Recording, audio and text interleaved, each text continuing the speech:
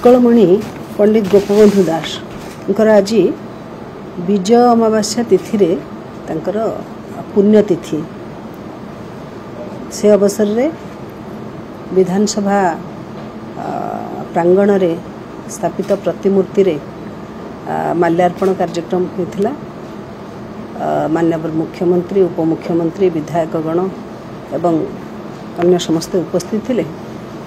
परवर्ती समय रे एई उत्सव को पुण्यतिथि पालन अवसर को स्मरणीय रखिबा पई विधानसभा परिसर रे किछि वृक्षरोपण कार्यक्रम मध्य करा जायतिला।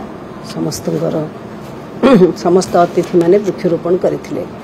पंडित उत्कलमणि गोपबंधु दासंकर से उक्तिटी मने पड़े, भारत सरसे उत्कल कमल ता मध्ये केसर पुण्य नीलाचल। ओडिशा माटी रे सुआंडो ग्राम रे जन्मग्रहण करथिबा जणे देशप्रेमी स्वतंत्रता स्वाधीन चेता मनीष चिंता नायक शिक्षाविद समाज उत्थान पाई जार हृदय अविरत चिंताशील थिला। विपर्यस्त परिस्थिति रे साधारण लोकंकर दुख को जे निजर दुख बोली मने करथिले। केवल सेतिकी नुहे, शिक्षा बिना ए समाज आग को बढ़ी पारिबो नाही। तेणु शिक्षा क्षेत्र रे मध्य किभली प्रगति हेबो निजे छात्र थिबा अवस्था रे छात्र जीवन रु जे विषय रे चिंता करथिले।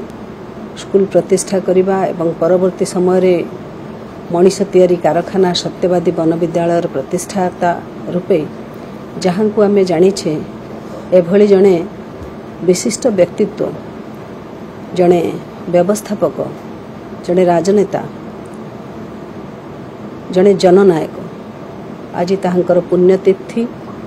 उत्कलमणि उत्कलर गौरव पंडित उत्कलमणि गोपबंधु दासंकर पुण्यतिथि रे मु आजी तांको अमर आत्मा ईश्वरंक निकट रे चिरभास्वर होई रहू एवं जनमानस को और आजिर युवपीढ़ी को प्रेरणा जोगाऊ एतिकी अपेक्षा रखिबी प्रभु निकट रे। 22 तारीख रु सप्तदश विधानसभा प्रथम अधिवेशन आरंभ होब।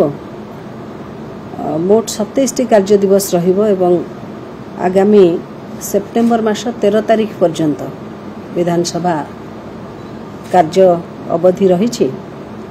एनेकरी गतकाली एक विज्ञप्ति प्रकाश पाई एवं जेभली आमे समस्त अवगत अच्छे, प्रथम दिन माननीय राज्यपाल महोदय अभिभाषण ठारू आरंभ हेब एवं सेप्टेम्बर 13 तारीख पर्यंत विधानसभा कार्य चलिबो।